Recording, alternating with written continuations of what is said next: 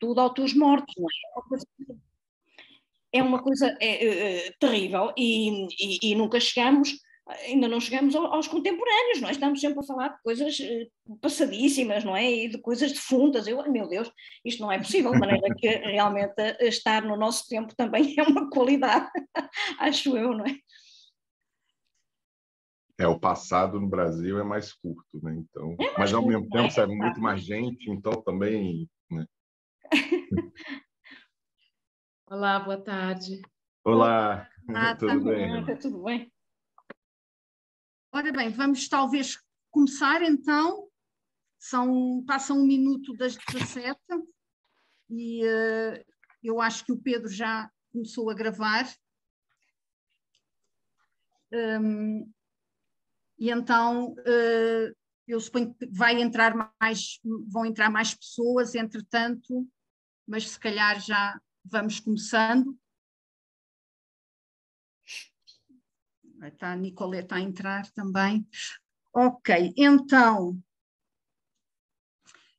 muito boa tarde a todas e a todos. Muito obrigada pela vossa presença, pelo vosso interesse. Temos o grande prazer e o privilégio de ter hoje conosco aqui na Minho André Diniz para falar sobre as suas novelas gráficas e sobre quadrinhos em geral. Nós em Portugal costumamos dizer banda desenhada, mas quadrinhos. Boa tarde, André, e muito obrigada por ter aceitado o nosso convite, muito obrigada pela sua disponibilidade para falar conosco, para conversar sobre BD, sobre quadrinhos, e muito obrigada pelo cartaz que teve a amabilidade e a generosidade de desenhar expressamente para este seminário, ou melhor, para este webinário, e que, tanto quanto sei, está a granjear grande sucesso nas redes sociais. Muito obrigado. Quem agradece que sou eu, inclusive a quem está aqui para me ouvir também. É sempre uma honra para mim, eu acho, né? Esse espaço, essa divulgação e essa atenção aí pelo meu trabalho, realmente fico sempre muito honrado. Ora bem, então, este seminário, ou este webinário, melhor dizendo, é organizado pelo Grupo de Investigação 2i. 2i significa Estudos de Identidade e de Intermedialidade, que é um grupo de investigação do CEUM, e por isso eu queria agradecer ao CEUM, à sua direção e aos seus funcionários todo o apoio prestado na organização e na divulgação deste evento, e queria também agradecer à coordenadora do grupo 2i, Eunice Ribeiro, que está aqui conosco e a quem eu vou passar o micro para uma breve intervenção. Então, muito obrigada, Cristina, e sem querer monopolizar o tempo, que estamos aqui todos ansiosos por ouvir o André Diniz, não é? E não a minha, enfim, apenas queria renovar as boas tardes e as boas-vindas a todos o que aqui estão, dar um abraço e um agradecimento especialíssimo ao argumentista e ilustrador André Diniz, que é o nosso convidado. Muitíssimo obrigada pela disponibilidade, pela generosidade, enfim, desta partilha, enfim, desta conversa sobre o seu trabalho e as reflexões sobre novela gráfica. Aqui muita gente a trabalhar neste âmbito das intermedialidades e, portanto, que está, e da banda desenhada, não é? E que, portanto, estará interessadíssima, enfim, em ouvi-lo. Como já disse, temos também aqui um público bastante alargado, que inclui também não só investigadores, já mais sénior. Esta é uma palavra, um eufemismo que nós gostamos de usar, não é? Para nós mais velhinhos. E temos também os estudantes mais jovens enfim, de vários cursos que estão aqui realmente empolgadíssimos com esta oportunidade. A Cristina já agradeceu o cartaz, que realmente é fantástico, belíssimo. Acho que é a primeira vez que temos um cartaz, não é, artístico a anunciar as nossas conversas e portanto, isso também é especial. Portanto, eu suponho que a Cristina também já teria dito que, para além do grupo 2i, esta conversa está também em articulação com o projeto, não é? Econmix é um projeto europeu que é coordenado também aqui na Universidade do Minho pela professora Cristina, portanto, e nessa medida eu também tenho que agradecer a devida articulação. Portanto, André, mais uma vez, muitíssimo obrigada, é uma honra enorme, não é? É um gosto enorme tê-lo aqui entre nós e, portanto, devolvo desde já a palavra à Cristina e ao André para podermos ouvi-lo. Obrigada. Obrigada, Muito Eunice. obrigado, honra é minha. E uma pergunta, com 47 anos eu sou jovem ou sou sênior? É muito jovem, não faltava, não é? O tempo não corre da mesma maneira para todos. Então está perfeito. É jovem. Ora bom, muito obrigada, Eunice, obrigada, André. O seminário, ou melhor, o webinário, acontece, de facto, no âmbito de um projeto de investigação, que é a ação Cost Econmix, como a Eunice disse. Portanto, isso significa investigação sobre banda desenhada e novela gráfica na área cultural ibérica.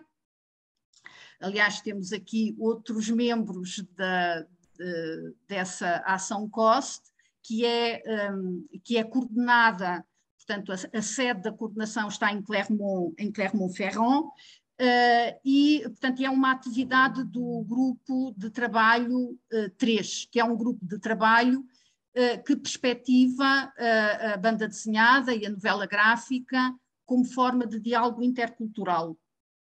E, portanto, o André Diniz também é um bom exemplo disso, porque porque faz parte da grande diáspora brasileira em Portugal.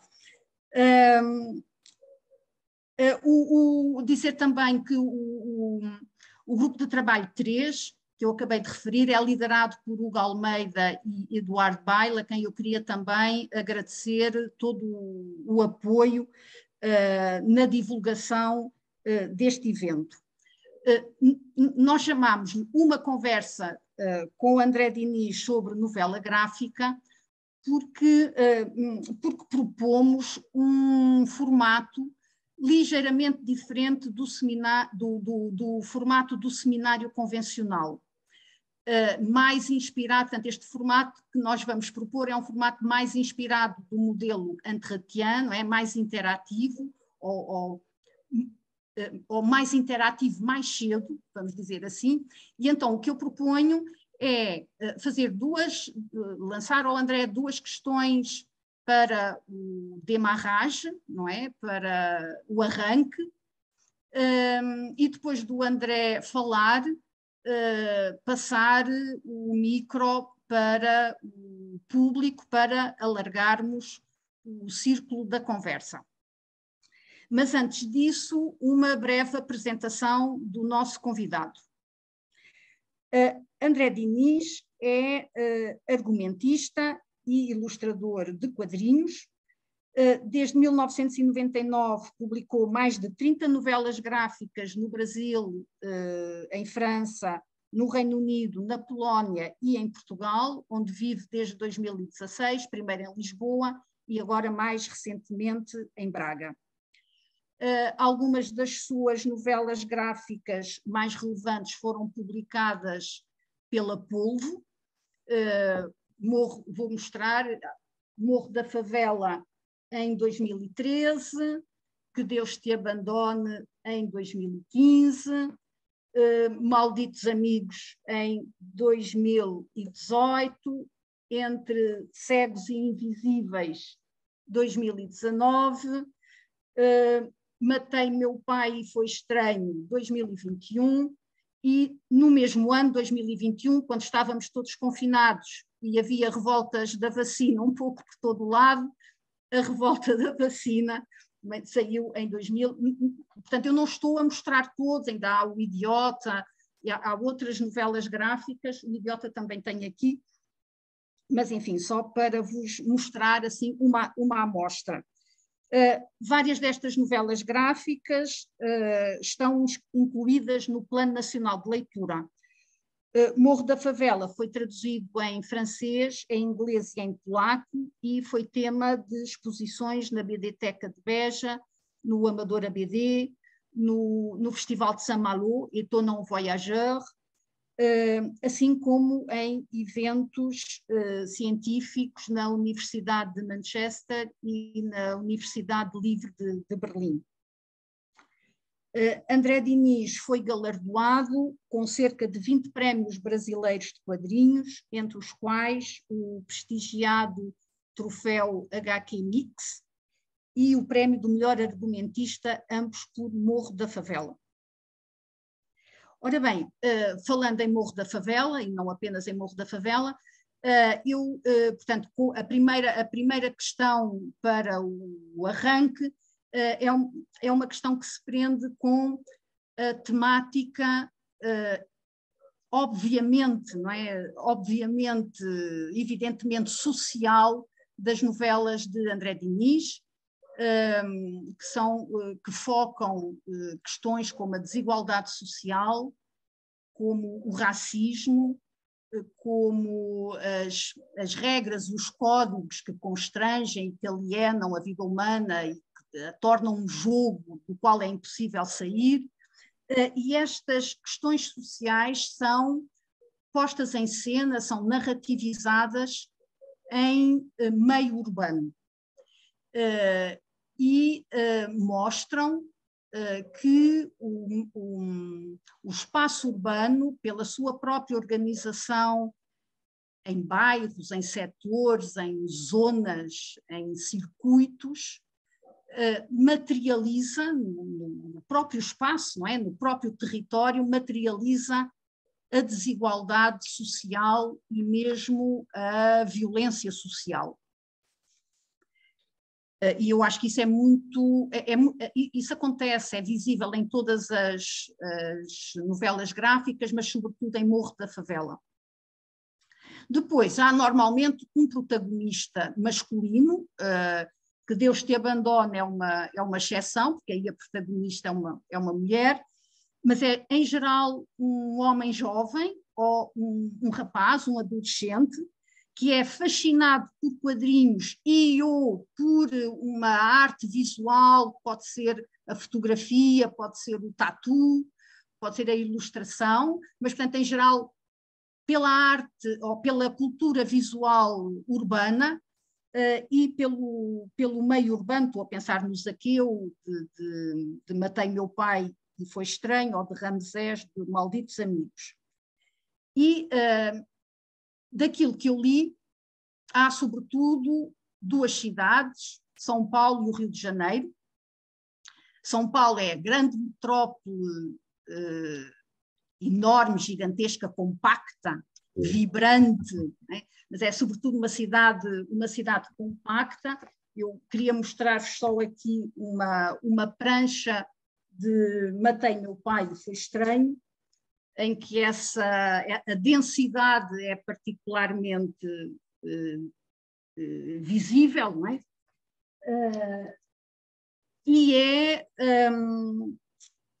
Portanto, e que desperta nas personagens um sentimento ambivalente e intenso de amor e ódio, não é? As personagens amam e odeiam aquela cidade.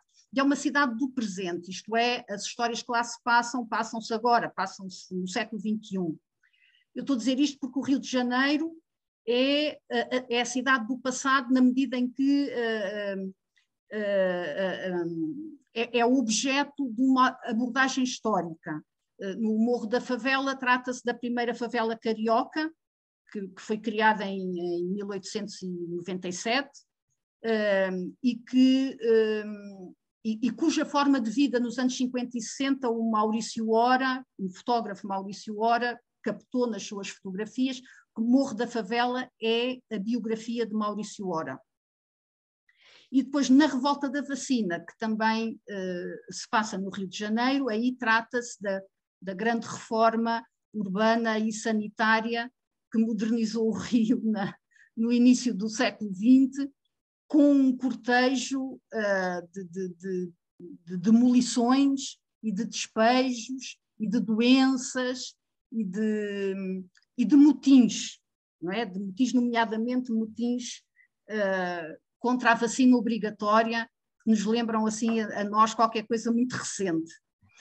E então, o que eu propunha, enfim, convidava então o André Diniz, se ele estiver de acordo, a falar-nos do meio urbano, do espaço urbano, destas duas cidades, São Paulo e o Rio de Janeiro, que têm um lugar e uma função tão salientes nas suas novelas gráficas. Vamos lá. Sabe que muita coisa que, de repente, para o leitor, né, se for olhando os títulos, parece óbvio. Para mim foi um processo, assim, foi muita coisa muito inconsciente, repetições, assim, quase que arquétipos próprios meus ali, assim, que vão se repetindo nas histórias. E eu falar que, de repente, eu fui perceber, fiz essa tal história, essa, eu fui me dar conta disso anos e anos depois, parece até meio ridículo, né? Mas é uma coisa que eu fui buscando, assim, reparando, olha, então, por exemplo, uma figura constante, por exemplo, é um personagem com um problema na perna, meio aleijado, que usa uma bengala, alguma coisa assim. Fui perceber isso depois de 6, 7 histórias.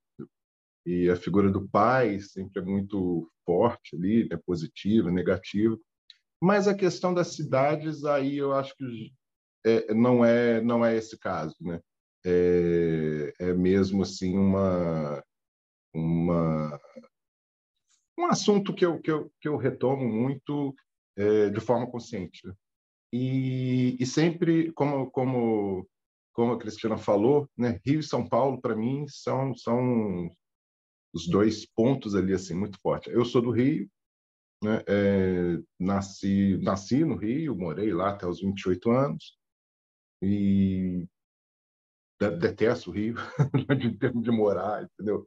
É bonito um cartão postal, tal, assim, mas eu sou totalmente incompatível, né, com a cidade. Eu sempre tive uma paixão muito grande por São Paulo, que inclusive porque uma das razões, né, que me fez ter uma ligação com São Paulo desde os 18, 19 anos e com muita frequência é porque lá a vida o Rio tem uma vida cultural muito rica também, mas a de São Paulo é mais próximo, né? Por exemplo, a BD, então, né? A capital da BD ali no Brasil é São Paulo. Ali tudo acontece, tudo, né, é efervescente. No Rio é impressionante, assim, até outras capitais ali menores, outras cidades assim, que têm mais relevância até do que o Rio. O Rio tem autores, tem gente ótima, mas, né, não despontou nesse sentido. Então, e São Paulo, o Rio, o que acontece? O Rio tem, não dá para comparar a beleza das cidades, porque o Rio tem beleza e São Paulo não tem, né? Não é questão de ser mais bonito. Mas ao mesmo tempo a beleza do Rio é aquela beleza muito presa aos cartões postais, né? Claro, a gente sai dali um pouquinho, vai para os subúrbios, assim já, né? Não é tão assim. E São Paulo é feia, é uma cidade feia que dói. Mas é uma feiura assim que tipo como para mim assim não me engano foi o Tolstói que falou, né, que toda família é, toda família saudável, né, não me lembro o termo que ele usou, é igual, toda família é problemática à sua maneira. E para mim São Paulo é fascinante por isso, cada canto ali assim é uma surpresa. Muitas vezes negativa, mas muitas vezes nem negativa, nem positiva, muitas vezes positiva. E cada prédio ali parece que, sabe, não tem um estilo arquitetônico. Tem prédio que parece que foram 8 arquitetos que foram fazendo ao longo do tempo. Um começou, a interrompeu, o outro veio com outra proposta, fez mais um pouco. E o próprio caos da cidade, né? 20 milhões de pessoas todo dia lá, né? 4 milhões só no metro, né? Diariamente. Então, é uma cidade que você sai, né? Sai de casa, vai comprar o jornal na esquina, volta e já tem assunto para um livro. Então, e eu também tenho uma coisa muito enraizada assim com os problemas do Rio, a questão da violência, São Paulo é caótico, o Rio é caos e baderna, meu, sim. Isso foi muito incompatível, muito difícil para mim, muito. Acho que boa parte ali dos remédios ali controlados que eu tomo até hoje se deve a esse período no Rio, embora eu tenha começado a tomar nos 5 anos que eu morei em São Paulo, né? Foram 5 anos antes de vir para cá.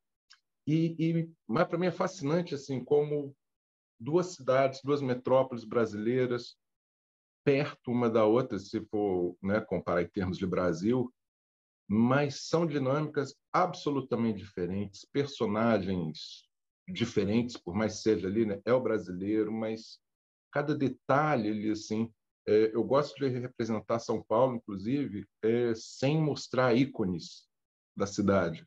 Entendeu? É a calçada com padrões ali, isso é uma loucura. Você tem um imóvel aqui, um outro aqui, um outro aqui. Cada trecho da calçada tem um padrão ali de pedras, de piso totalmente diferente. Entendeu? São peculiaridades assim, muito que me fascinam visualmente por serem feias, né? Por ser caótico, por ser surpreendente. Né? E nisso vem uma beleza. Né? E pois é. Mas nunca um desenho vai mostrar, porque não tem som, não tem. E, é... e teve uma questão muito curiosa comigo, porque a primeira vez que eu fui a São Paulo foi em 94, e eu cheguei naquele centro antigo, né, na Baixa, né, de São Paulo, e me apaixonei, né, por ali.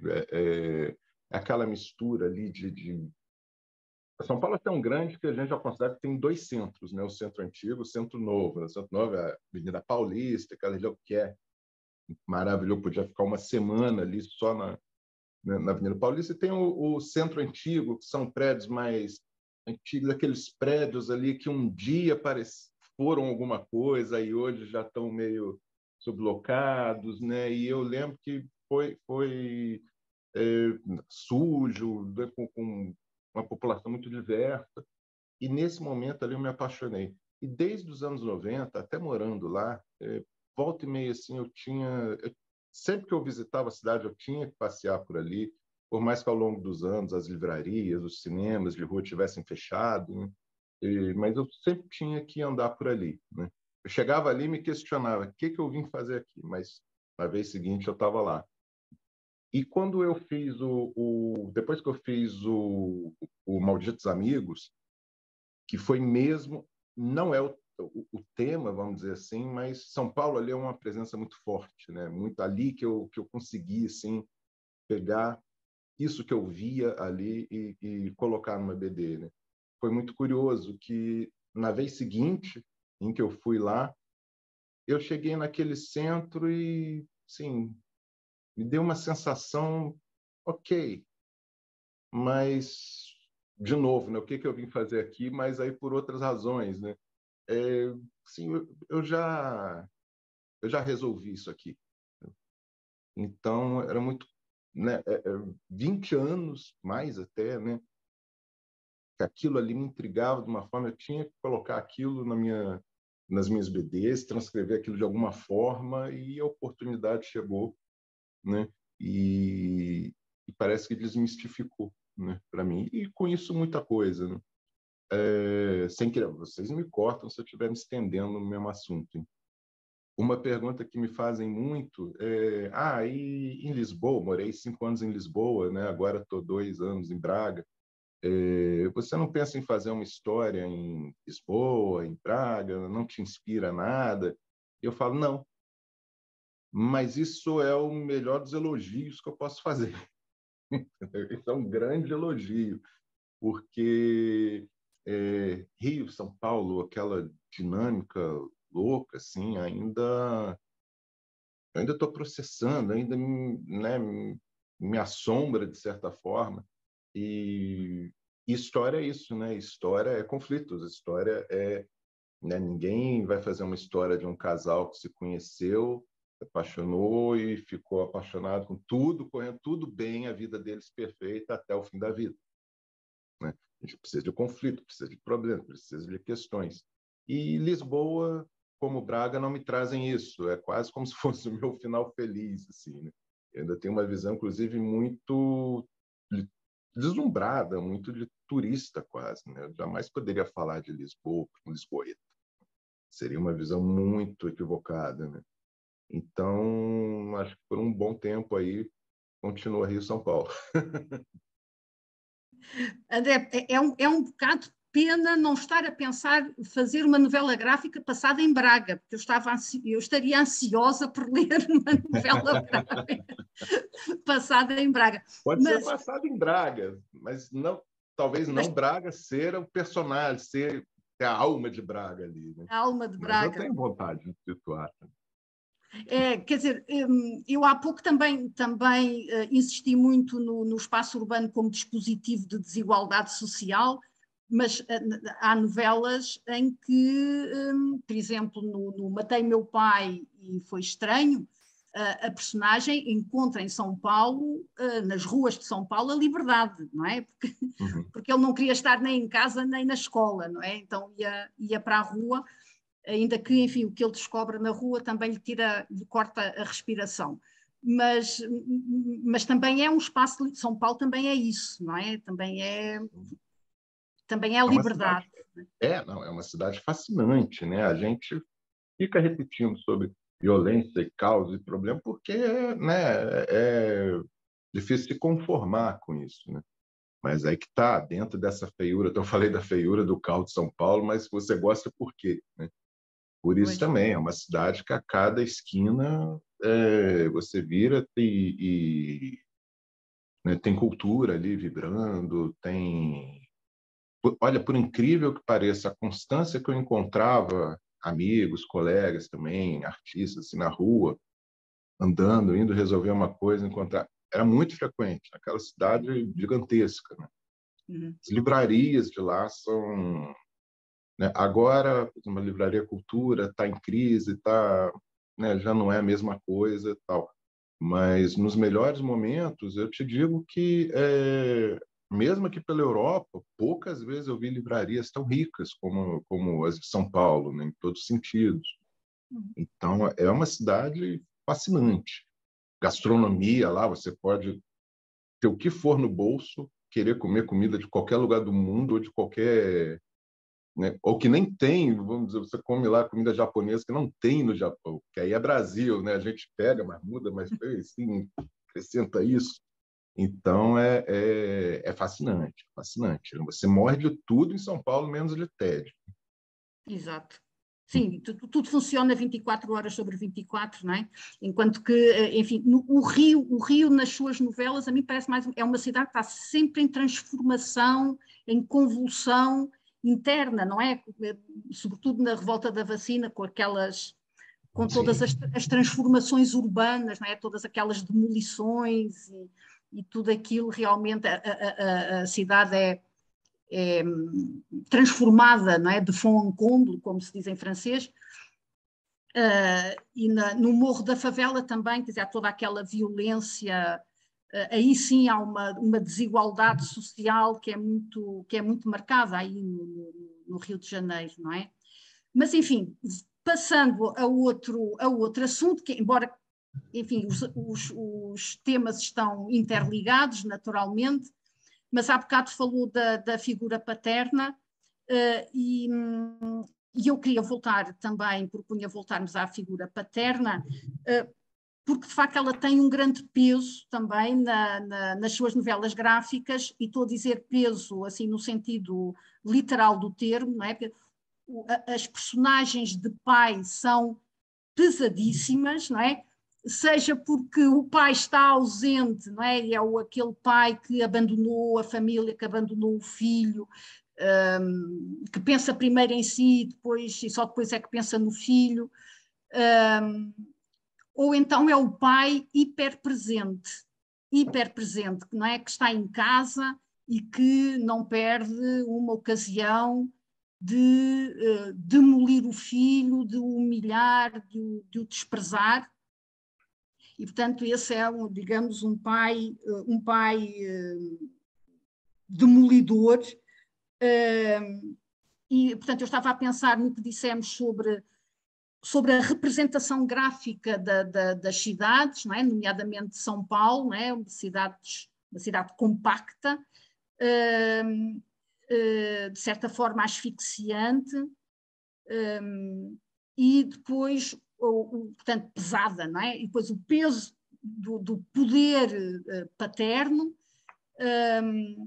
e finalmente o traço, não é? Vamos também falar do grafismo, não é? Da sua arte gráfica, e portanto o traço do André Diniz, que é um traço carregado, não é?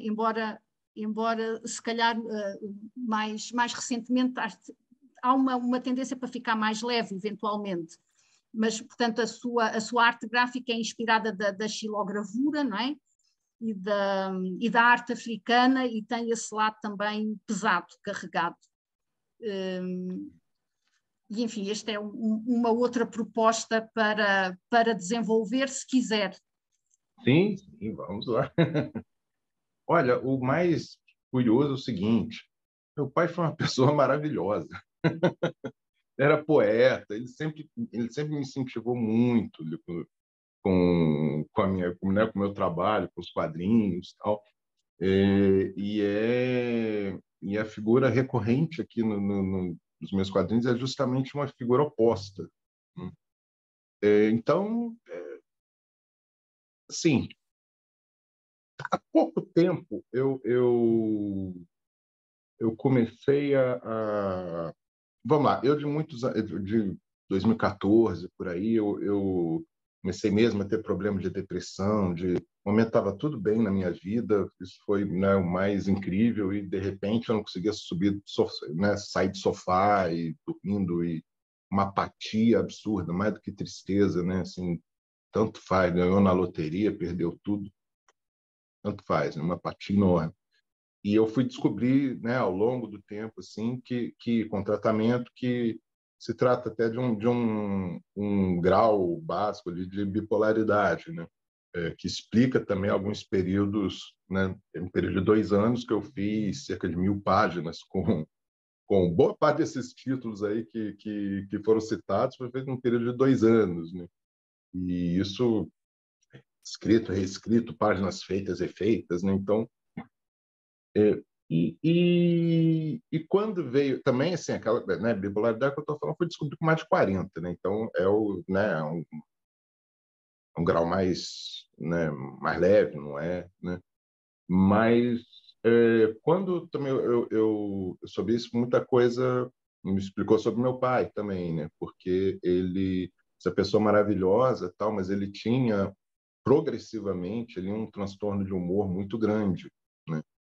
E e claro, e aí era muito difícil, né? E aí foi uma pessoa maravilhosa, mas doente, né? Hoje a gente sabe, né, que ele estava doente. E muito disso ali eu vi os problemas do Rio de Janeiro, as coisas vão se ligando, né? Esse caso, essa falta de qualquer tipo né, de respeito, de regra, né, do Rio. Eu via ele se consumindo muito no trânsito, né, você para o carro, já vem um sujeito ali que, né, cobrava de você, dá um valor para você ter que pagar ali, e a bandidagem, a malandragem. Claro que o Rio não é só isso, né? Mas isso tudo me marcou muito também de ver, né, meu pai sendo consumido por isso, entre outras coisas. Então, acho que hoje, né, depois de tanto tempo, eu começo a perceber um pouco que, né, tem uma influência grande disso. Mas, e como eu falei, inconsciente também. Eu tenho uma BD que é o Quilombo Orunhayê. Essa não foi publicada aqui, eu quero até retomar e redesenhá-la, refazê-la, porque... E é um caso curioso, porque a história trata da fuga de escravos, né, no século XIX, em busca de um quilombo, que seria um lugar utópico, onde aí sim, eu acho que é a primeira vez, das poucas vezes que o pai tem uma representação ali muito positiva, né? E ele vai porque a mãe contava que o pai estaria esperando ele nesse lugar, tal. Então tem toda ali uma jornada dele, dos personagens, e que fugiram com ele, né, tal, e um ali meio metido a filósofo, meio enrolador, né, mas vai trocando ideias ali com um rapaz. E eu fiz isso em 2008. Meu pai faleceu em 96, né? E eu fui perceber anos depois, assim, que essa história total, assim, é uma analogia perfeita ali, assim, sobre o dia da morte do meu pai, né? Que, resumindo muito, né, meu pai estava doente, ele estava internado no hospital em Santa Teresa, o bairro ali central do Rio, que parece muito Lisboa. Você vê um cartão postal de Santa Teresa, um cartão postal de Lisboa, parece a mesma coisa, inclusive com elétrico, né? E é um bairro que sobe, sobe, sobe, bairro de ladeiras, né? E o hospital ficava lá no alto. E aí, de madrugada, minha irmã que ficou lá ligou, disse que ele não estava bem para eu ir lá. Eu já fiquei desconfiado, é morte? Não. Tinha 20 anos de idade e a condução lá era terrível, então eu fui subindo por mais de uma hora, né, o bairro todo, e com essa questão sendo trabalhada ali, né, e ao mesmo tempo eu era muito garoto, sim, na minha cabeça e tal, e ainda cheguei lá, tive que praticamente invadir praticamente não, eu tive que invadir o hospital, porque era uma coisa surreal, não tinha recepcionista, não tinha nada, estava fechado e fechado, né? Às 2 da manhã, que fosse, mas mesmo assim, né? E eu, que sempre fui garoto de apartamento, nunca subi em pé de não sei o quê, né? Nunca fui esse que sobe em árvore, pula muro. Tive que pulei um portão ali de ferro com pontas, né? Assim, perigoso até. Entrei lá e não tinha, né? Comecei a apertar um monte de botão, aí abriu o portão do estacionamento, aí eu fui, pulei de volta, invadi aquilo ali, cheguei lá depois de toda essa epopeia, né? Recebi a notícia da morte do meu pai, né? E acho que eu amadureci ali 10 anos num segundo, né? Então, e aí fui ver anos depois, assim, parar para ver, né, essa história ali sem tirar nem pôr, todos os detalhes tá ali. A BD, todos os pontos ali fala desse momento, né, desse dia, né, da morte do meu pai. E veja bem, eu estou falando aqui de mim, de tal, do meu pai, da minha, né, parece uma coisa meio narcisista, mas é que eu acho muito interessante estudar isso, porque em maior ou menor grau, todo artista, todo autor tem muito disso, até mais do que ele mesmo imagina, né? Às vezes é muito inconsciente mesmo, né? E um tempo atrás, há anos atrás, eu dizia, né, na brincadeira, não, eu faço BD para manter minha saúde mental. E hoje eu falo isso muito a sério. O meu divã, minha terapia é isso aqui. Os meus monstros estão aqui, né? Sim, normalmente é exatamente por isso que as pessoas criam, não é? A arte, seja a arte da escrita, seja a da BD, seja outra coisa qualquer, é para pôr uma barreira, né, entre nós e os fantasmas, É, é. a Não, e aí, loucura, etc. sim. E aí tem até aquele fenômeno que parece conversa de maluco, né? E talvez até seja, mas é que é fato, né? De repente você está a escrever a história e olha ali assim, se surpreende com uma frase de um personagem, com a atitude de um deles, e fala, nossa, como assim? Mas você que está, né, a escrever, tá assim, mas não é, né? Uhum. E muitas vezes, né, antes de escrever a história, o personagem é planejado de um jeito e quando vem ele ali atuando, o jeito dele, falando, muda completamente. Então, isso é algo mesmo interessante. E eu falo que é, porque não sou só eu, né, que falo. Essa coisa, então, da frase, do personagem falar uma frase que surpreende, né, quem está ali criando ele, né? Isso é muito clássico, isso é recorrente, né, bem comentado. Então, agora, Cristina, tinha levantar, falando do pai, falou de uma outra questão que eu... do estilo do desenho, né, puxado pela estilogravura. Então, teve uma coisa curiosa que foi processo recente, foi em 2008. Eu já tinha publicado, né, várias BDs, a maior parte delas com argumento meu e desenho de outros parceiros, né? E até hoje eu gosto de fazer essa parceria e tal. Mas é que até aquele momento, assim, eu sabia, assim, eu tenho algo a dizer com as minhas histórias, com os meus argumentos, né? Mas acho que não tenho algo a dizer com o meu desenho. Eu posso, né, conto aqui a história com desenho, tudo assim, certinho, mas não há assim, porquê eu desenhar e não o outro. Tinha o porquê eu escrever essa história e não o outro. E não porque é melhor, não é nada, mas né, vou fazer do jeito que eu, né, que eu tenho para fazer, que eu, né. E aí eu, né, apesar de eu estar falando tanto aqui né, de coisa inconsciente que vai, eu de repente parei e fiz um exercício muito pragmático. Eu cheguei, tá, eu não gosto do meu desenho, ele não chega, né, a lugar nenhum, por quê? Então eu fiz o exercício de deletar assim da minha cabeça tudo que eu achava que sabia sobre fazer uma página de BD, as referências que eu tinha até então, do que era bom, do que era ruim, e parei para, né, parei um pouco para me estudar e tirei umas conclusões muito boas daí que foram antes e depois, né? Primeiro, assim, tá, eu miro fazer um desenho nessa linha aqui e tal, mas vamos ver outros caminhos, assim, o que fascina o meu olho, né, fora ali do universo da BD? E aí eu vi que era justamente um caminho contrário, né? É, aquela imagem mesmo bruta, assim, primeiro da estilização da arte africana, né? Que é uma estilização que não necessariamente é cômica, né? Mas é extremamente exagerada.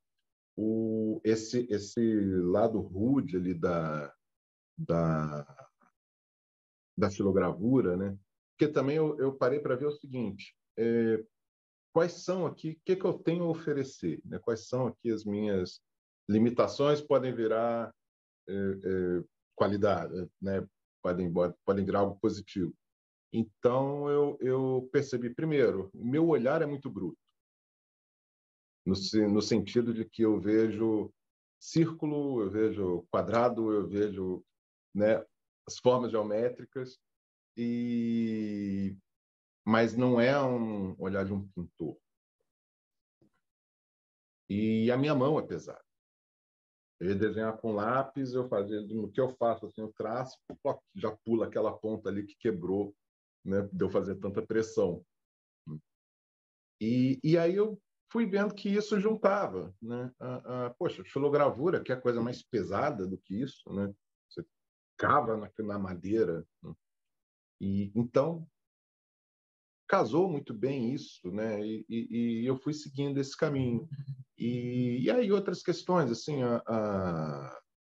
a simplicidade, eu gosto do dizer mais com menos, por mais que o meu desenho, né, tenha bastante achura, assim, tudo, mas as formas ali, assim, elas são simplificadas e juntou com uma questão prática isso também, porque você fazer uma BD não é né, não é 2, 3 ilustrações, não fazendo pouco caso, eu nem me julgo tanto assim ilustrador, mas em questão de tempo mesmo que eu falo, né, de trabalho mesmo, né, porque 200, 300 páginas ali, 5, 6 desenhos de cada uma, e muitas vezes precisando, né, de uma repetição ali, né, se o personagem tem tal proporção, tal traço físico, você tem que manter aquilo. Então, essa simplificação também ajudou muito nisso, né? E aí eu me encontrei. E, claro, aí o que eu fiz, tanto esse de 2018, de 2008, foi o que eu disse que eu quero redesenhar, né? Ainda estava no primeiro momento, mas foi daí, né, para frente. Ok, André, muito obrigada. Então, eu passo o microfone ao público para alguma questão, algum assunto que queiram abordar com o André Diniz. A Kelly Vasconcelos. Oi. Obrigada, Kelly. Oi. Tudo bom, minha Boa querida? tarde. Tudo bem, André? Boa tarde. Boa tarde. Uma alegria imensa. Saudações do Brasil para todo mundo. Meu nome é Kelly. Pessoalmente está mais difícil, né? Tá bem difícil, mas que bom que tem a tecnologia que a gente pode se ver, né, virtualmente. Primeiramente, obrigada, André, por ter compartilhado a sua história, ter compartilhado o link. Nossa, assim, estou aprendendo tanta coisa com essa palestra que você está dando. Assim, a gente fica revisitando, né, coisas dentro da gente também, porque eu acredito muito que arte é isso, né? Sim, é você transformar sim. o seu monstro em algo interessante e mostrar, olha, eu tenho um monstrinho, você também tem o seu, não trate ele tão mal assim. Depois você descobre até que teu monstrinho é muito maior do que você imaginava. Com certeza, e que você pode, em vez de combatê-lo, abraçá-lo, né? Não transformá-lo em algo pior. Então, assim, a minha pergunta, né, para também eu não ficar monopolizando, como é que é o feedback dos leitores para você? Que assim, né, o pessoal lê e tem uma galera que vai lá te dar um feedback e tal. Porque, assim, quando eu li Eu Matei Meu Pai e Foi Estranho, né? Eu até cheguei a escrever uma resenha, assim, me identifiquei muito, né? Porque eu sou de São Paulo, capital, sou moradora de uma periferia. O personagem me lembra muitas coisas que eu já vi, que eu já passei, né? As dificuldades, pegar condução cheia, encarar, inclusive, o preconceito das pessoas pelo fato de você morar numa periferia. Esse personagem, assim, bateu muito em mim. Eu queria que você falasse um pouco do feedback das pessoas, né? Da galera quando lê teu trabalho e fala, pô, achei legal isso, também te inspira, vou colocar isso aqui também no próximo trabalho, enfim. Muito obrigada, viu? Obrigado, hein, Kelly. Olha, é aquilo, né? Acho que 11 em cada 10 que não gostaram, acharam mais ou menos, de repente não vão chegar a mim e falar, né? Mas, então, geralmente, o retorno que eu tenho é, né, de quem gostou, de quem teve uma boa experiência, né? O que é curioso, o que é mais curioso é o seguinte, eu acho que as minhas histórias estão muito ali, assim, muito num limite ali entre humor e trágico, e o humor do trágico, o trágico no humor, né? Muito assim essa fronteira. Então, aí que eu noto bastante diferença. Por exemplo, um quadrinho como Matei Meu Pai Foi Estranho, ele, julgo eu, que ele tem bastante humor, entendeu? Apesar de tratar um tema sério, como Malditos Amigos. E então eu noto muito assim diferença, reações diferentes, respostas diferentes nesse sentido. Então, o Matei Meu Pai Foi Estranho, por exemplo, já teve quem chegasse para mim e dissesse que achou hilário, que nunca riu tanto, e outro dizendo que quis pular da janela. O Malditos Amigos também, quando eu escrevi, eu passei para um tradutor, né, amigo meu, para pedir para traduzir para o inglês, né, para mostrar para outras editoras, assim. E eu comentei com ele, não, mas eu falo, né, desse tema ali da depressão, da grande cidade, né, dessa coisa, mas trato com humor também e tal, assim. Aí ele terminou de ler e falou comigo, nossa, eu quase cortei os pulsos de tanto rir. Então isso é o curioso, né? Isso é a reação, são as respostas mais divergentes que eu noto, né? E isso é muito muito interessante. E acontece às vezes também de interpretações assim que às vezes a pessoa, olha, não, eu gostei que você fez isso assim, fazendo uma referência, aquilo, tal, simbolizou muito, e eu nem pensei nisso. Aí eu penso, ó, perfeito, vou usar o caso do Morro da Favela, que é um preto e branco ali muito, né, contrastante. Alguém falou comigo, não, e foi muito, gostei, achei muito interessante que você evocou a coisa do negativo dos filmes, né, da foto. Ó, próxima vez que eu falar do livro, eu vou usar isso, mas nem me passou pela cabeça. Né? Então, isso é muito interessante também. O leitor, né? Isso aqui, enquanto está na minha mão, não existe, não é um livro. Né? Vai virar quando chegar no leitor. Em cada um vai ser um livro diferente, né? Porque até eu procuro pegar muito assim, né, o lado humano ali dos personagens, né? Das contradições e tal. Então, acho que em cada um bate de uma forma diferente e eu respeito 100% assim, quem não gostar, quem gostar, quem achar isso, quem achar curto, quem achar grande, porque o livro é de cada um. Né? Eu fiz minha parte, o leitor é meu coautor, né, assim, quase. Né? Então, eu não rebato. Claro, né, se alguém falar, você foi racista, é outra história, né, fazer uma acusação. Mas, tirando isso, né, a questão de gostar ou não gostar, 100% respeito muito e, e, né, e concordo. Eunice e depois a Renata. Ok, acho que estão a ouvir, não é? Bom, André, eu gostei imenso enfim, de ouvir esse seu repensar sobre o próprio trabalho, não é? E de repente tive a sensação enfim, nos vários aspectos que focou, existir sempre uma espécie de jogo de equilíbrios, que eu não sei se é procurado também deliberadamente ou não é? Por exemplo, a questão do social, por um lado, não é? E o que me parece ser a questão autobiográfica, não é? Uma projeção autobiográfica por outro lado. Por exemplo, o facto da escolha das cidades, não é? Dessas cartografias urbanas que às vezes fazem pensar outra vez enfim, no princípio do século XX, não é? E a importância da cidade como espaço, não é? E a cidade como personagem, quase, não é? Mas por outro lado, tudo aquilo que depois disse acerca do Rio, acerca de São Paulo, acerca da sua relação pessoal, não é?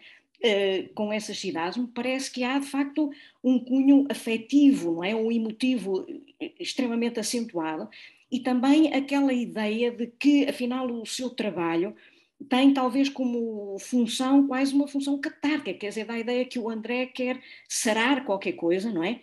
Ou curar qualquer coisa, através da arte que faz, não é? E, portanto, essa parte emotiva também me toca especialmente, mesmo quando não fala diretamente, como salientou no caso do seu pai, não é? O falar, digamos, pelo avesso, também não deixa de ser pessoal, não é? E biográfico. Por outro lado, e passando dos aspectos das temáticas aos aspectos formais, quando refletiu sobre, enfim, esse seu traço, disse pesado, não é? E quase, enfim, primitivo, eu também comecei aqui a pensar que, por um lado, parece haver também aí um equilíbrio entre o falar de um certo excesso de civilização, não é? E optar por um traço mais primário, não é? Primário no sentido do primitivo, ou por outro lado temos enfim, um tipo de, sei lá, um tipo de tema que pode ser, enfim, pode ser mais erudito, mas por outro lado realmente há essa abertura ao público, não é? Ao geral, pela própria simplicidade, não é? Da forma que utiliza. Bom, isto é mais um comentário, não é uma pergunta, não é? A pergunta, sim, era esta e acabo aqui. Num certo parênteses que fez logo ao iniciar da sua reflexão, dizia-se, se me lembro bem, que bom, como é que se pode dizer isto tudo em quadrinhos, não é? Ou em banda desenhada, porque não há som, etc, etc. O André sente, enfim, como tantos outros artistas, uma certa insuficiência do meio, quer dizer, sei lá, não sei se alguma vez pensou também em adicionar, digamos assim, outros meios, sei lá, a animação, o vídeo, o som, etc, etc, não é? Por causa desse menos, não é? Ou dessa espécie de falta que provavelmente sente. Obrigada.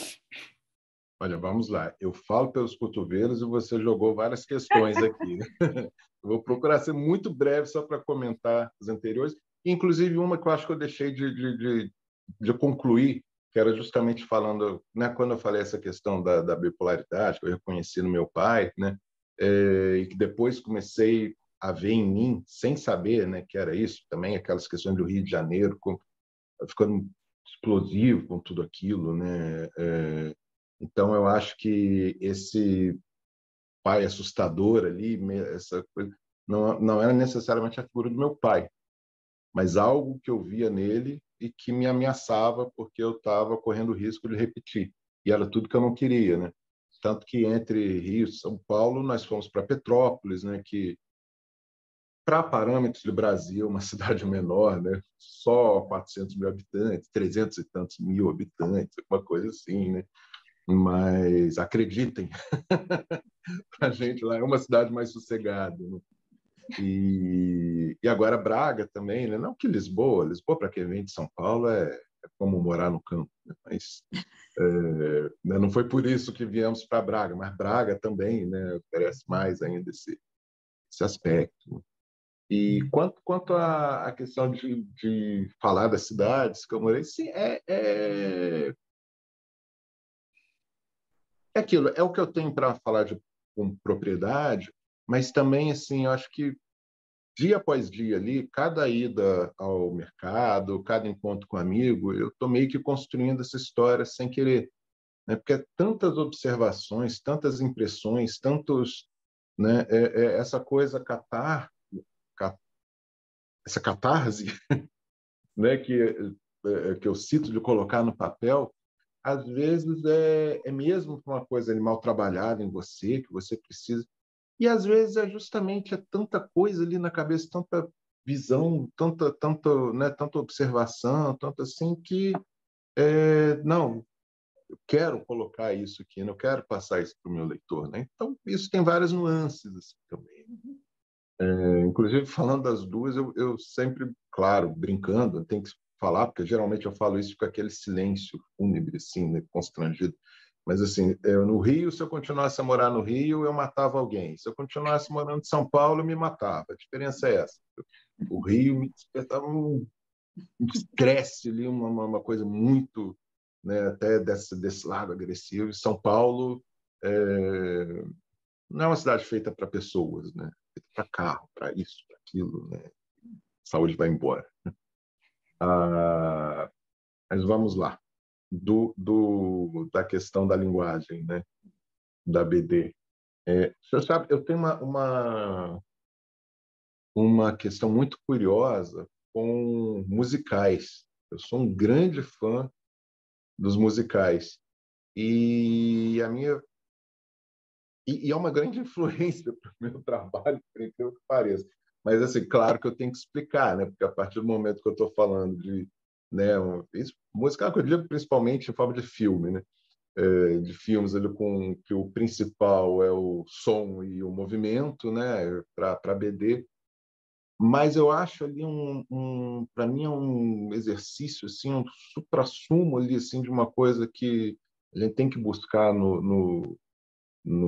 na linguagem da BD, e ali eu acho muito mais puxada, mais violenta até assim, por isso um exercício, né, maravilhoso. Imagina só, o autor tem que ele pega ali assim um tema, né, uma cena ali com diálogos, com ação, e ele tem que colocar ali, né, nas formas de diálogos, todas ao mesmo tempo ele está passando a essência de cada personagem, ele está fazendo a história andar, ele está passando um clima, às vezes, ao mesmo tempo ironia e falando uma coisa séria, tem humor e tem seriedade ali, tem interação entre os personagens, e ele precisa fazer isso encaixando todo o texto ali, vamos dizer, numa métrica muito fechada, né? uma métrica ali que a maior parte das vezes tem que rimar, tem que, né, esse trecho aqui com tanta sílaba, tem um que é o refrão, e na BD a gente busca muito, esse exercício da síntese é muito forte, né? Porque a gente tem ali, na hora de criar até pela questão prática mesmo, né? Você tem um quadrado né? E aqui tem que, se tiver muito texto, tem pouco desenho, né? Não sobra espaço para o desenho, né? Então, até por esse lado, mas também pela dinâmica da leitura, né? Porque eu acho que a BD funciona bem quando você, vamos dizer, você tem um bloco enorme de texto aqui, o meu olho vai parar, vai ler, vai ler, vai ler, vai ler. Uhum. Vai passar pelo desenho, lê, lê, lê. Vem para cá, lê, lê, lê, olha o desenho. Cada vez mais o desenho e o texto ficam coisas diferentes, ficam momentos diferentes, entendeu? E a magia da BD, por isso que eu falo do leitor, né, como um coautor, é que você dá desenhos e dá texto, e o leitor tem que fazer aquilo acontecer. Ele vai ler como uma terceira linguagem, que junta as duas coisas numa coisa só, né? Então, o trabalho da síntese, né, é muito forte. Você tem que, se tiver uma palavra sobrando, corte, né? Ao mesmo tempo, não pode ficar uma coisa seca, né? Tem que ter ali, né, uma expressão, tem que ter uma. Mas é um exercício muito grande nisso, né? E quanto à frustração em si, olha, eu acho que eu me expresso bem, eu acho que me basta, né? Porque apesar de eu estar falando da questão de música, né, de musical, mas eu ao mesmo tempo eu tenho zero. Para mim música é uma coisa mágica, assim. Vamos dizer, se eu precisar fazer um quadro, uma poesia, um romance, um filme, um roteiro, eu faço. Pode ficar um lixo. Não estou falando que eu faço bem, não. A maior parte dessas coisas que eu falei eu nunca fiz. Mas vamos lá, eu vou saber, né? Então tá, põe aqui uma câmera, depois vai ficar uma coisa amadora, mas tem um filme ali, assim. E a música, para mim, é algo, eu simplesmente vejo e não sei como que aquilo vem da cabeça de alguém, como que, né? Então, ao mesmo tempo, tem esse fascínio, tem uma coisa, para mim, sim, separada, né? Então, eu não sei, é a linguagem que eu realmente, né, que ela realmente me satisfaz. Até a questão da cor. Por questões práticas também, né, acaba que o colorido às vezes fica, né, fica mais caro, fica impreciso, embora eu acho que isso está caindo um pouco, mas, por exemplo, a adaptação que eu fiz do Idiota, 400 páginas, né? Se eu faço isso tudo colorido, vai ficar uma fortuna, né? Vai ficar um trabalho. Não vai ficar porque ninguém vai publicar. Começa por aí. Mas ficaria um livro muito caro. Então, mas o preto e branco me agrada, eu gosto, eu me resolvo bem, não é uma frustração também para mim. Eu queria fazer colorido, mas vou fazer no preto e branco, né? Então, quanto a isso, quanto a essas questões. E teve uma vez, eu coloquei na cabeça, assim, porque eu preciso de desafios, né? Eu acho lindo, sem ironia nenhuma, por exemplo, a gente vê a trajetória do Charles Schultz, né, do Peanuts, Charlie Brown, Snoopy. Ele, ao longo de 50 anos, fez a mesma tira dos mesmos personagens, no mesmo ângulo, no mesmo cinco, aquele estilo de desenho, né? Ele mesmo, não era assistente nem nada. Se eu fosse propor fazer alguma coisa assim, tentar fazer alguma coisa assim, eu me matava umas 18 vezes nesse processo. Eu preciso de desafio, eu preciso mexer aqui na coisa. E teve uma vez foi 2010 ainda, que eu coloquei na cabeça, eu vou fazer um musical em quadrinhos. Óbvio, né? Ninguém nem suspeita disso, né? Mas aí eu peguei eu encontrei encontrei, né?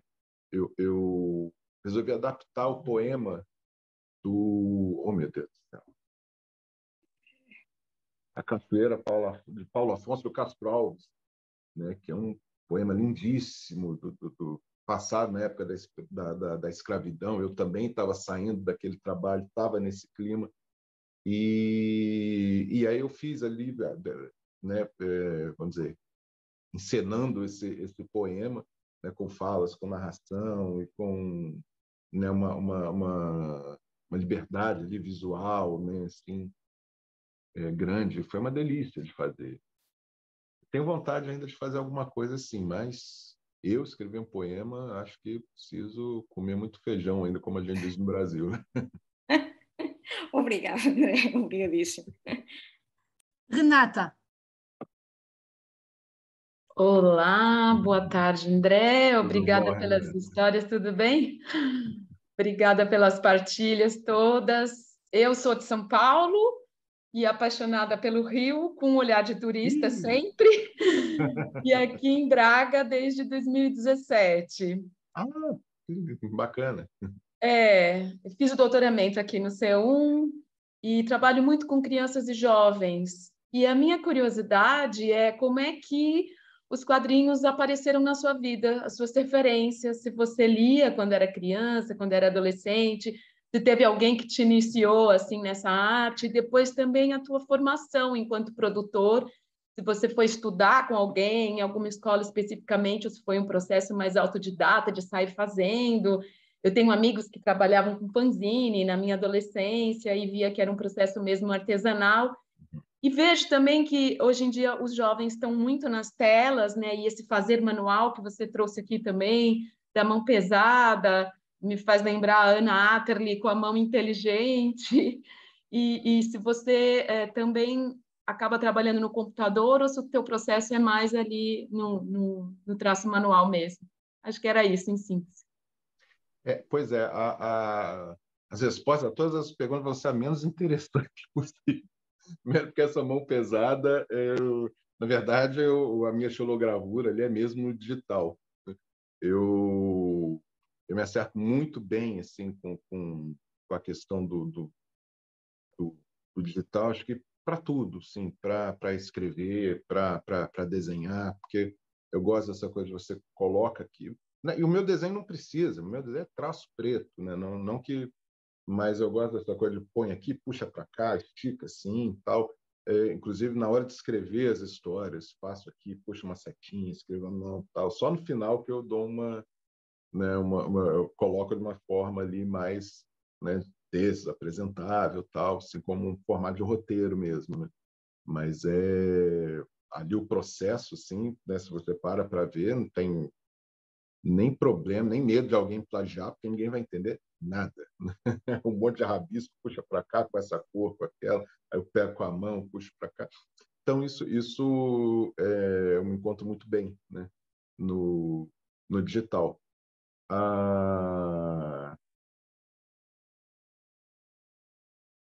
Me ajuda aqui. Sim. Você tinha tocado outro ponto. Era sobre a tua história, assim, como é que os quadrinhos apareceram na tua vida, se você lia quando era criança, adolescente, quais as referências, enfim. Sim. Então, essa pergunta também a resposta não é muito interessante, porque pelo menos para quem já é do meio, para quem acompanha muito, né? Porque boa parte dos autores vai responder a mesma coisa, assim. Desde criança, parece um vírus, assim, né? E no meu caso, acaba sendo mais curioso também, porque eu não tinha colegas ali, amigos que fossem leitores de quadrinhos, que tivesse. Foi uma coisa que eu bati o olho e eu, com 6 anos de idade, eu já tinha ali os meus personagens e as minhas histórias. Então, fizeram 40 anos. Mas já era a minha forma de eu me comunicar desde então. E nunca mais parou, né? Eu sempre, desde criança, quer ser o quê? Quero fazer quadrinho. Tudo bem, tem um período que quero ser astronauta e fazer quadrinho, quero ser isso e fazer quadrinho. Mas a sério mesmo ali era o quadrinho e nunca titubeei, parece que nunca foi uma opção para mim, né? Isso é curioso também. Em casa, na família, não tinha ninguém que desenhasse. Meu pai era poeta, né? Publicava mesmo, atuante, né? Mas a arte visual eu não tive uma referência, né, próxima.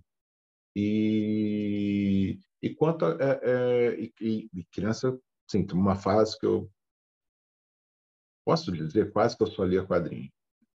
E aí aquelas influências, aquelas referências da minha geração, né, no Brasil, né, Turma da Mônica, muitos quadrinhos da Disney, eu gostava muito. Não, super-herói nunca me ganhou muito, até porque nem por nada, mas naquela época, inclusive, era muito mal impressa as cores, eu olhava aquele troço, não me descia.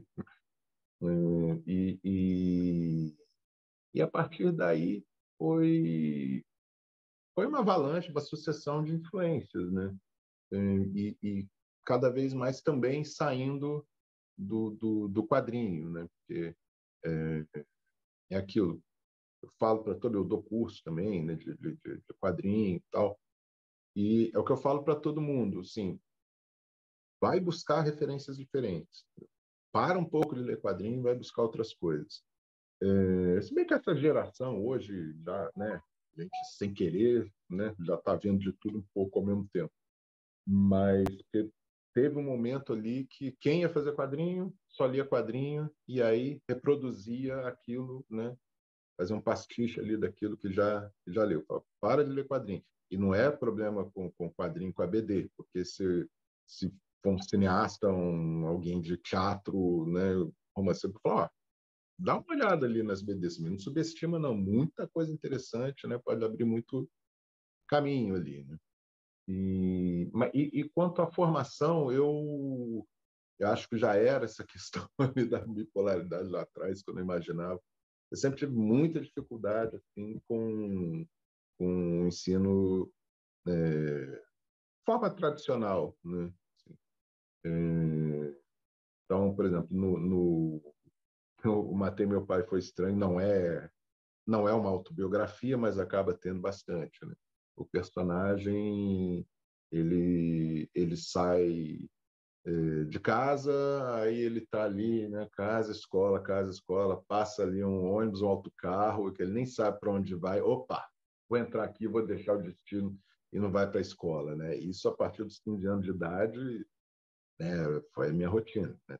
Repetindo 2 vezes, né? Mas era, e vou dizer, acho que eu não quero influenciar mal ninguém aqui, mas acho que foi das melhores. Ali eu me conheci, ali eu aprendi muito mais do que na escola, estando ali eu sozinho no meu canto, sem ninguém saber, né, ali onde eu estava. E com desenho, eu não digo necessariamente que isso é bom, não ser autodidata, né? O desenho, se eu tivesse tido um estudo mais formal lá atrás, assim, talvez o meu desenho tivesse um pouquinho mais moldado, mas eu teria pulado muita etapa. Eu teria, talvez, por exemplo, essa história que eu fiz em 2008, eu não pensasse em redesenhá-la, né? Eu tivesse me encontrado mais rápido. Não sei se num estilo, numa traço mais formal, aí também não sei. Sempre mas a questão é que comigo não funciona o curso ali tradicional, então e também no desenho essa questão do inconsciente, pelo que pareça, acaba ajudando. A partir do momento eu comecei a fazer muitas achuras assim, sabe, paralelas uma à outra e a picotar ali assim com branco, traço preto, e virou, não digo que é bom, não digo que é ruim, mas virou uma marca minha e não sei de onde eu comecei. E uma coisa ali assim quase que, né, intuitiva. Ok, muito obrigada. Fazemos outra ronda. Alguém quer intervir? Severa? Opa, vamos lá. Então, boa tarde. Boa Saudações da tarde. Suécia.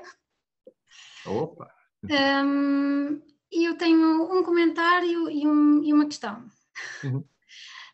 O comentário seria mais no sentido de porque eu não conheço muito bem, foi-me mais assim dado aconselho a ver O Idiota.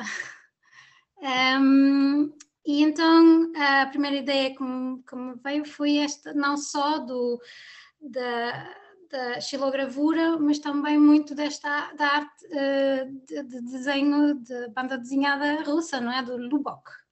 Não sei como é que se diz em russo e também não sei como é que se diz em português, mas em sueco diz-se Lubok. E não só pelo desenho, pela simplicidade do desenho, mas também por esta vertente da crítica social. E este foi o meu comentário, não sei se tem alguma pertinência ou não. E a minha questão tem mais a ver com o estado de como estão as coisas neste momento, porque quando eu sou da geração em que se lia muita banda desenhada, em que as pessoas se juntavam em casa uns dos outros para ler banda desenhada.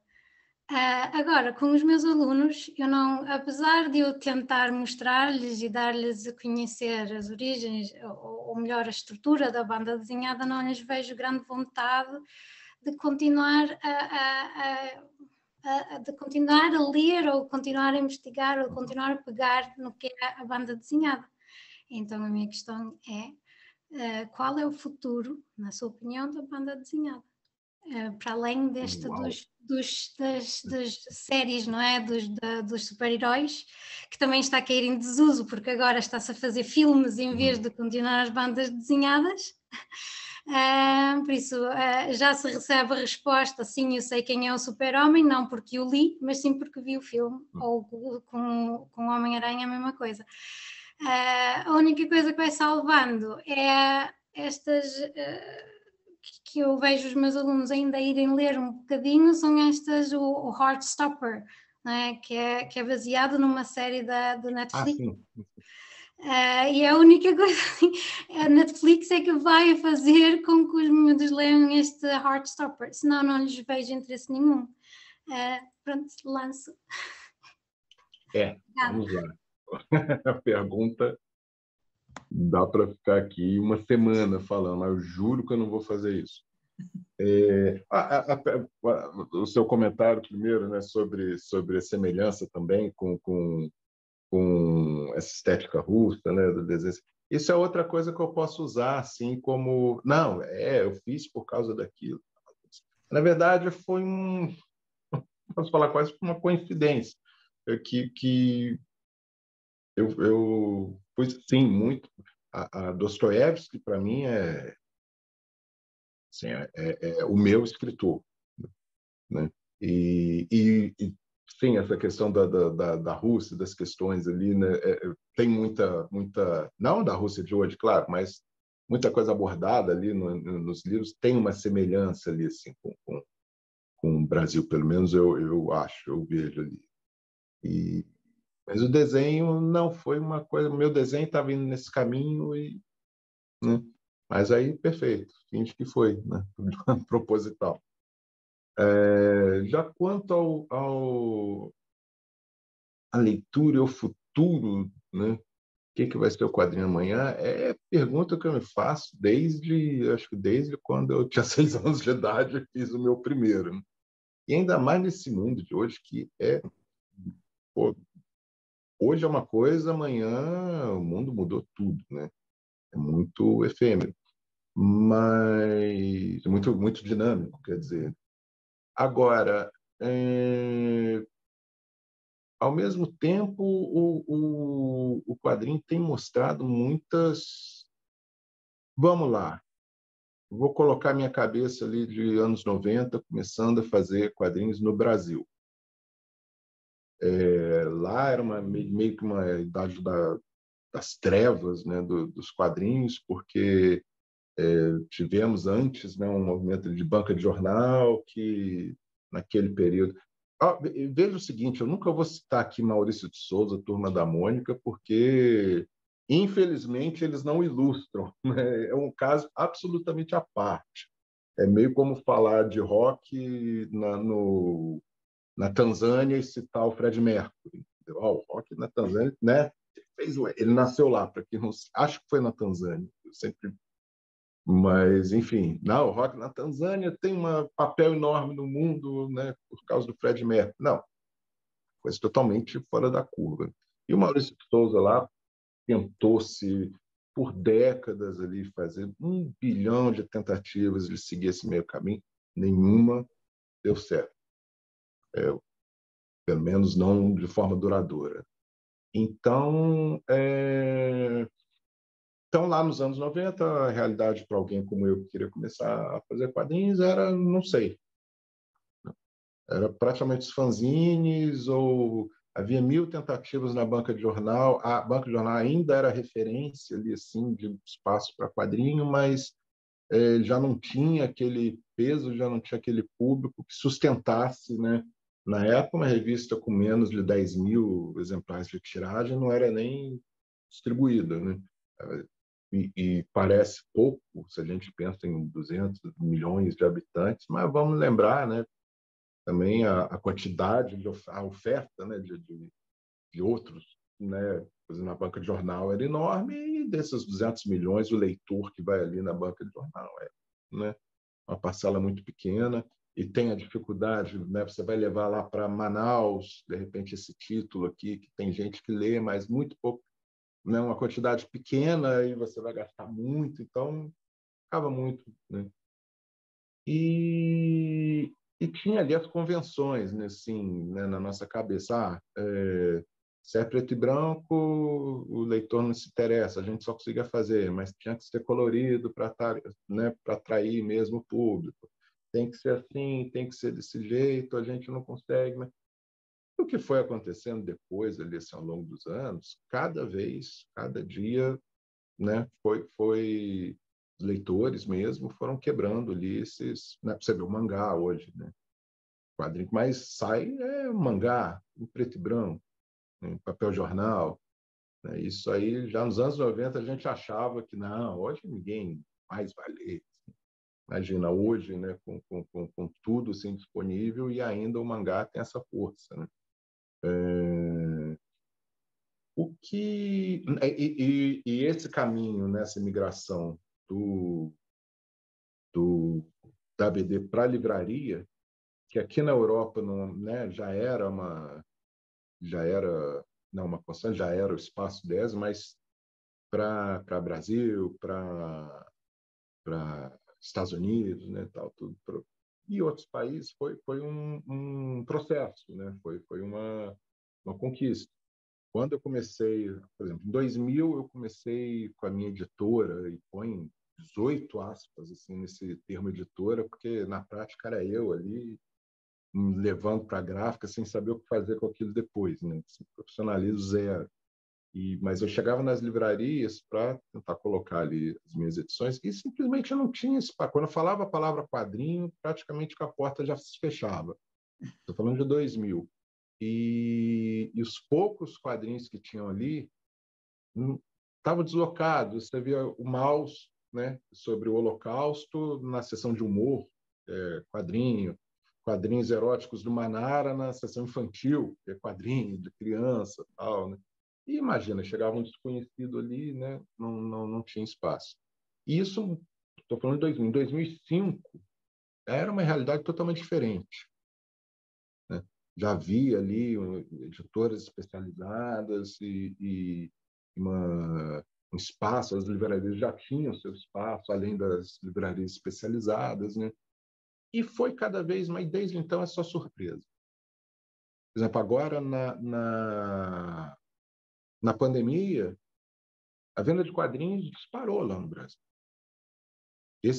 Todo mundo li sem dinheiro, sem grana, esses livros caros, né? Se você for converter pelo câmbio em euro, daqui fica mais caro, de lá, mas o que importa é o bolso, né, do leitor. E para o leitor lá, o livro é muito caro. E disparou. Cada dia editora nova, cada dia, né, mais títulos, e 15 anos que se fala, não vai sustentar tanto, não pode ter mais editora, senão ninguém vai se sustentar. Está ali. Ao mesmo tempo, tem um comportamento de nicho, né? Porque virou um nicho enorme. É muito complexo isso, né? Porque virou um nicho enorme, porque são muitos títulos e as tiragens não são grandes. E ainda tem um pouco aquele público que lê ou não lê quadrinho, né? Mas, enfim. E eu falo de Brasil, claro, né? Eu estou ainda muito preso, Mas isso ilustra um pouco o que está acontecendo, essa transição, essas dúvidas, essa questão, é o que está acontecendo no mundo inteiro. Quando eu cheguei em Portugal, primeira vez, que eu estive aqui em 2013, quando saiu o Morro da Favela, né? Então cheguei já conhecendo as pessoas assim no meio. Era muito interessante porque aí eu conversava sobre isso, né? Aí, de repente, um autor, um editor me falava, não, porque no final dos anos 90, começo dos anos 2000, começou a se formar, sei lá, porque Portugal entrou para a União Europeia e aí, economicamente, ficou melhor, tal, tal, tal. Aí eu, na Polônia, conversando, né, com o pessoal de lá, no final dos anos 90, começo dos 2000, começou a se formar isso aqui, porque, né, porque saiu do comunismo e tal, foi um processo. E, na verdade, quando a gente vê, não, todos esses lugares vamos dizer, com aparentes explicações totalmente diferentes, fizeram o mesmo processo. Porque acho que foi o quadrinho em si, né, a BD em si, que foi ganhando outros contornos. Né? Você, anos atrás, imagina, quadrinho sobre o pai do autor que tem Alzheimer, entendeu? Qual é? Oi? Né? Como assim? Né? Então,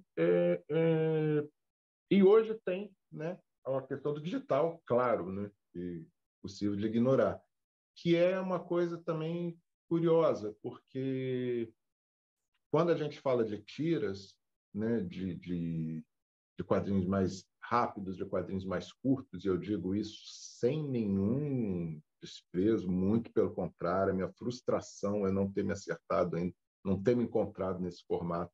Muito mais difícil, às vezes, você fazer algo relevante com 3 quadros do que 400 páginas. Nesse formato, sim, funciona muito bem. E, principalmente com as redes sociais, né? A pessoa vai compartilhando e quando vê que criou público em outro país e quando sai a edição impressa, o pessoal compra, né? Isso reverte em vendas positivas. Já o formato do e-book, né? Uma BD maior, vamos dizer, 20, 30, 50, 100 páginas, está muito ainda assim.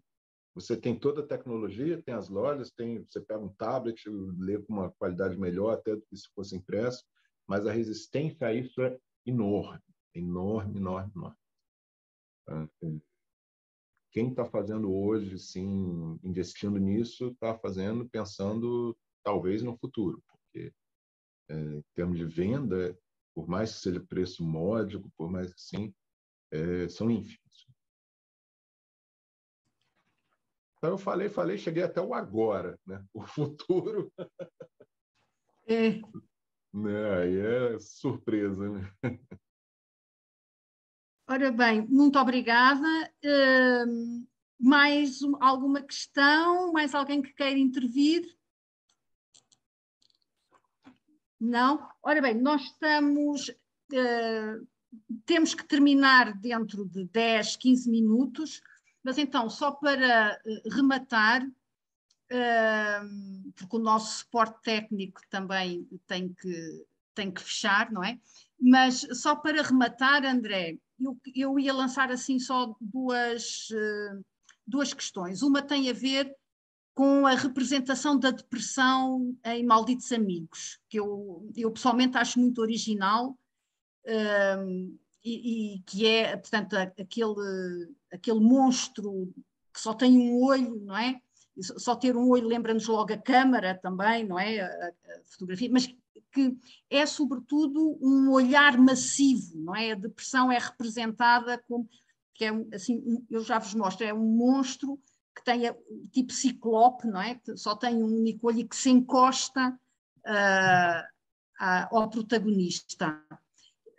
Não é a única, acho eu que não é a única representação da depressão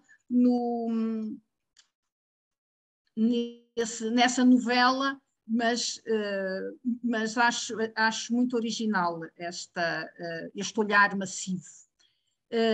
E a segunda era só para lhe perguntar se há na banda desenhada franco-belga autores ou autoras que admire. Não propriamente que o tenham inspirado ou que sirvam de referência ou de modelo, mas que aprecie. Olha, eu vou começar por essa última, que é mais fácil. Eu sou péssimo na hora de citar autor. Não vai me vir nada aqui na cabeça quando eu desligar. Puxa, eu tinha que ter falado aquele. Para vocês terem ideia como é a minha cabeça, olha, não sei se vai dar para ver. Tem ali ao fundo. Isso aqui dá azul, não. Um pôster na parede, que é uma página de uma BD francesa. E é a única coisa assim, mais ostensiva de BD que tem aqui. Nem trabalho meu tem muito, só ali, né, no fundo do meu espaço assim, e tal. E eu acho maravilhoso o desenho dessa autora. Pergunta o nome. Não me vem, não sei, eu já li. Não, vamos tentar. A próxima vez que vierem aqui, vamos tentar. Não guardo, porque eu sou fã dela a ponto de ter feito isso.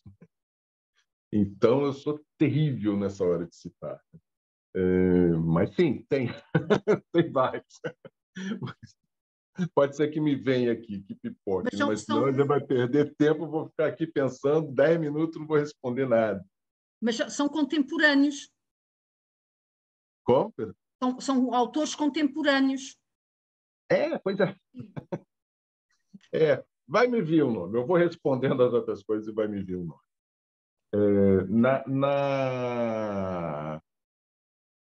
A questão da depressão, até antes de chegar na história, teve uma experiência muito interessante, porque assim, a minha depressão, como eu falei, foi muito mais ali, assim, de apatia e falta de concentração e, né, do que necessariamente ali da tristeza, né, tal. E era muito difícil ali para mim naquele momento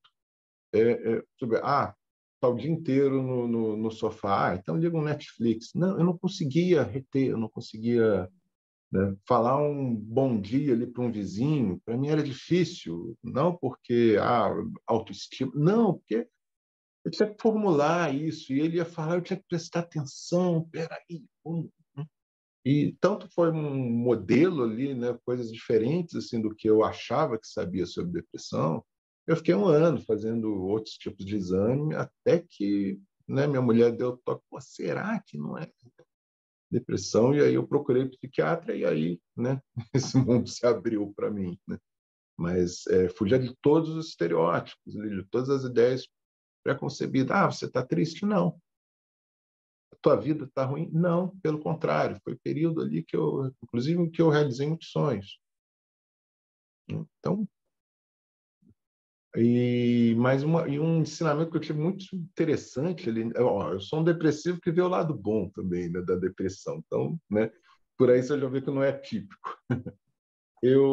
Nessa dificuldade de me concentrar, ler um e-mail, escrever um e-mail, ler o que fosse, assistir uma série, não.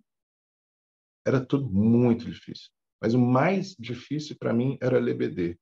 Olha que ironia. Né?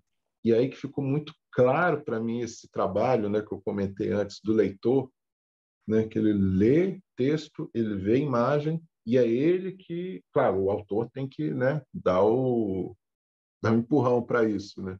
Mas o leitor tem esse trabalho, né, muito mais do que...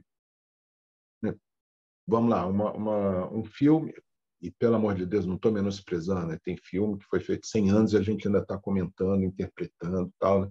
Mas basicamente ali como linguagem, né, o filme é algo que você põe e acontece ali na frente. Se você sair, voltar meia hora depois, passou meia hora do filme. Né? E a BD não. Você vai dar o ritmo, um vai ler em meia hora, um vai ler 1 hora, né? Então, isso nunca ficou tão claro assim para mim. Quanto à questão da representação da depressão, né, nessa BD, começa inclusive na ideia de se fazer isso, né, porque é um personagem fictício, né, com questões dele, tal, mas eu emprestei para ele essa vivência em São Paulo e toda a vivência da depressão. E assim, mais uma história sobre depressão, né? Mas o que me fez buscar isso, ter essa iniciativa, foi justamente essa visão diferente, né? Não é um personagem aqui que tomou fora da namorada, perdeu o emprego e está ali enchendo a cara, oh, meu Deus, como a vida é horrível, né? Inclusive, na história não há nada assim necessariamente, está deprimido por isso, né? Não tem isso ali. E em vários momentos o personagem ri, brinca, e era como alguém que me encontrasse ali, né? E eu sei que não sou só eu, isso é muito comum. Já vai conversar, vai rir, tal, tudo, e nem vai imaginar. Pode ver eu esquecendo um monte de nome, trocando palavras. Já teve vezes de eu encontrar com a pessoa, eu marcar, sentar e estar conversando, e eu pensando, quem que é ele? Meu Deus do céu, quem que é ele? Isso tinha. E aí, essa representação da depressão, nessa figura, né, que a Cristina mostrou, eu quis. Eu não queria mostrar uma coisa aterrorizante, né, porque não foi isso. Né? Não sei, esse olho, acho que é muito o olho ali que a gente mesmo, né, tem o tempo todo ali, porque você fica se avaliando, se julgando, vendo tudo à volta de uma forma muito distorcida, e aquilo que você gostava, aquilo que era bom, aquilo que era bonito, passa a não ser. E aí, de repente, você se trata, toma um remédio, aí o mundo muda, porque a sua visão muda, né? Então, essa coisa da visão das coisas ali era né, acho que o ponto central para mim. Aquilo que era bom, aquilo que eu olhava e achava lindo, eu olho agora e não me passa nada. Aquilo que eu gostava, eu lembro uma vez ali assim no auge, né? Minha mulher, minha filha viajaram, eu fiquei sozinho em casa. E aí eu peguei, estava uns 3, 4 dias assim, sem sair de casa. Aí ela falou: sai, vai numa livraria, vai fazer alguma coisa que você gosta. E estava chovendo muito no dia, né? Então eu peguei o carro, no meio do caminho, vi até que não, não devia ter feito isso, estava meio assim. Parei no estacionamento, tem ali o Morumbi Shopping, que é shopping enorme, na época tinha 3 mega livrarias e um shopping ao lado, que você ia para uma ponte, que tinha outra mega livraria. Então, era para, né, dia de chuva aqui. Lembro que eu parei no estacionamento e me veio assim, olha, eu já estou cheio de livro em casa que eu não li ainda. Para que eu vou comprar livro novo? Se eu não vou comprar livro novo, para que eu vou na livraria? Se eu não vou na livraria, para que eu vou sair desse carro? Eu reclinei e cochilei ali uma meia hora. No estacionamento de shopping, tem lugar pior do que, né? Lugar mais horroroso do que isso. E cochilei ali. E racionalmente eu tinha razão. Né? Agora você vai levar isso, né? Racionalmente você chega, por que eu vou viver? Né? Por que eu vou. Né? Então, depois aí forcei, né? Depois desse cochilo, saí, fui ali. Né? Eu olhava e nem. Né? Tanto que às vezes eu comprava, via um livro ali diferente, olha que coisa, né? Esse aqui, pô, interessante, nunca tinha visto isso, vou comprar. E comprava, chegava em casa, tinha 2 iguais. Eu já tinha passado por isso 2 vezes, de ver, achar interessante, comprar e deletava da minha cabeça, esqueci. Né? E aí foi por isso que eu quis, né, mostrar, até porque eu comecei a perceber, não só eu demorei muito para descobrir que isso era depressão, como quando eu comecei a conversar com amigos, com as pessoas, eu descobri muita gente ali também, quer dizer, eu descobri, eu não sou, né, especialista, mas eu vi reação de muitas dessas pessoas eu conversando, chegando à conclusão que também tinha e não sabia também.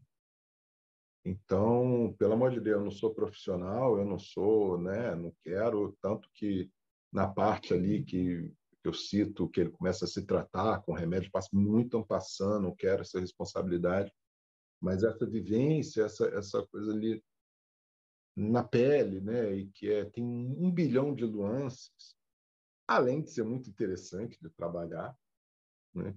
Pô, né? O bom de fazer BD também é o seguinte, né? A gente reverte qualquer coisa ruim né, tem esse consolo. Puxa, passei 30 anos aqui preso numa prisão turca, mas isso vai dar uma BD muito boa. Tem esse consolo.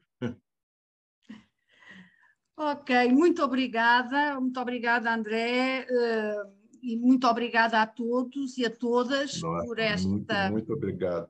Desculpa te interromper, mas muito obrigado a todos também. Muito obrigada pela vossa participação, pelas vossas intervenções, por terem feito deste webinário un entretien, uma conversa com o André Diniz, que é um grande conversador, de facto. E muito obrigada também ao Pedro Medeiros por ter apoiado tecnicamente este webinário. E terminamos então aqui, esperando as próximas novelas gráficas do André Diniz. Se a crise do papel não atrapalhar. Se a crise do papel não atrapalhar, tudo está em crise também, nem vale, não é? Verdade. A crise é muito diversificada e, portanto, falta tudo nesta altura. Mas acho que não faltarão histórias e que não faltarão outras conversas.